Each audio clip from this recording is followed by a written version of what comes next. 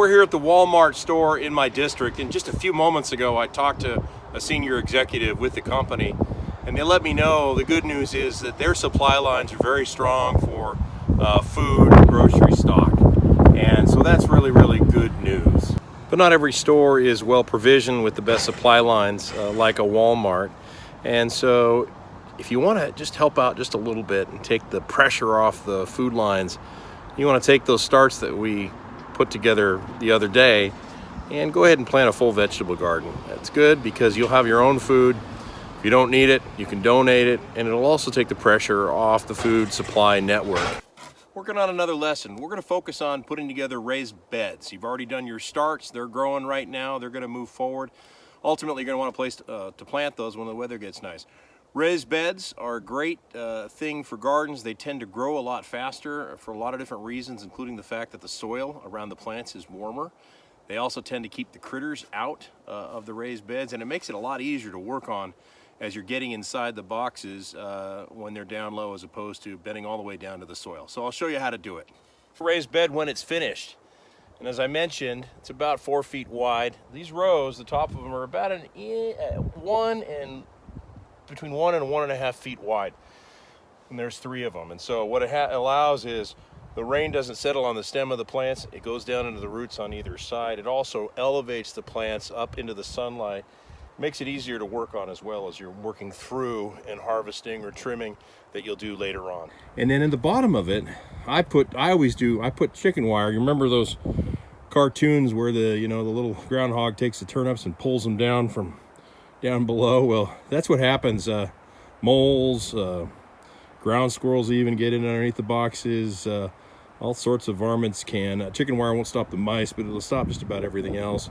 And so it's good, and if a deep-rooted plant can actually get its roots through there. So that's what we're going for today, is a raised bed with chicken wire. And I'll show you how to build it in various combinations to fit either the balcony on your apartment or a larger yard.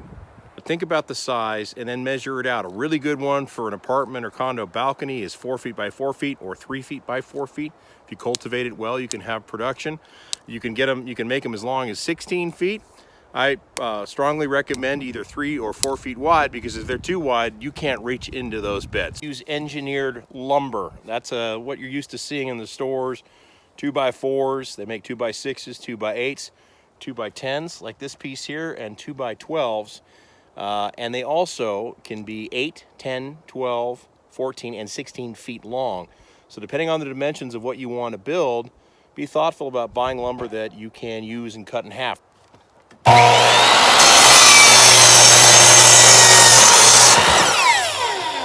One thing that's really important to consider is the depth of your raised bed. I would not go any shallower than 10 inches. This is a 2x10 piece of wood here, so this is going to be 10 inches deep. You can double up if you wanted to add another piece, either 2x4, 2x6. You can get it taller, but at least do 2x10 or 2x12 as your shallowest bed, so the roots have enough room to expand. Now I've laid out the boards. I've decided to use 1x8 recycled lumber that I had on hand. It's going to rot if I don't use it, and so I've stacked them too high. So it's about 16 inches from bottom to top. And I'll show you how to do the joints in a minute. Let's say you're going to make a 2-inch by 10-inch tall box that's 8 feet long by 4 feet wide. We're going to pretend these are longer pieces of lumber. What you're going to do, basically, at your joints, at the corners of the rectangle, you're going to bind them together by using a piece of 2x4. You're going to start out lining up the 2x4 with the height of the board exactly along the edge. We're going to use decking screws, which you can buy at any hardware store. They come in lots of colors. You're going to want to use anywhere from a 2.5 to 3.5 inch screw, and you're going to bind at least 2 screws for every board. So if you're going to stack on top, you're going to want to do 4, 2, and 2. If you're doing just 10 or 12 high, you'll do 2 and drill those in and secure them. Okay, so you can see that I have secured those 2 screws down in line with the end of the board. And then in order to make these joined up, you're going to take your second board at the corner. See what I'm doing here? So everything's lined up, and you'll drill those in to the 2x4. And this does a lot of things. It adds strength, but it also allows you to pull them apart and move them without having to disassemble the entire bed board by board. I'll secure them now. And this is what it would look like. You would set it on the ground once you did it. 1 board, 2 boards, 3 boards, 3 boards, 4 boards total. And you would put your chicken wire in the bottom. Now I'm going to assemble one. This is a little more complicated because it's a double, but I'll show you how I'm going to do it as well. Your boards are now attached on each end with 2 screws each. In the center, if you're going to have a double stack board in this case, you can start to assemble them. Put them as close to the location as you want them, because it starts to get heavy once you get to this point here, moving the lumber around. You're just going to go ahead and put your longest decking screws through again into that. In the case I just showed you, the 2x4, I'm actually using a 1x3, but it's the same principle. And I'll put 4 in place. 1, 2, 3, 4. And I'll do that all the way around. So we built the bed here now, secured it with screws all the way around. It's pretty sturdy. It's 4 feet wide by 6 feet long by about 16 inches high. Plenty of height for a raised bed. Good level to work at if you're kneeling down. The next thing we need to do is add some wire to the bottom. You can use a staple gun or a staple hammer like this, and you'll trim the wire with a pair of metal shears or dikes or any kind of lineman's pliers that can trim it.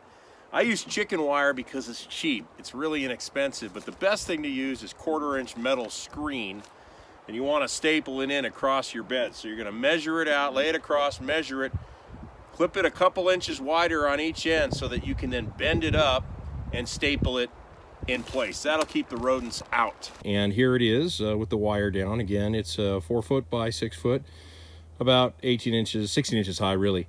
And you are ready to add your soil. You can use potting soil of various kinds. They'll tell you what's best there at the nursery or the hardware store. You may have to do some mixing.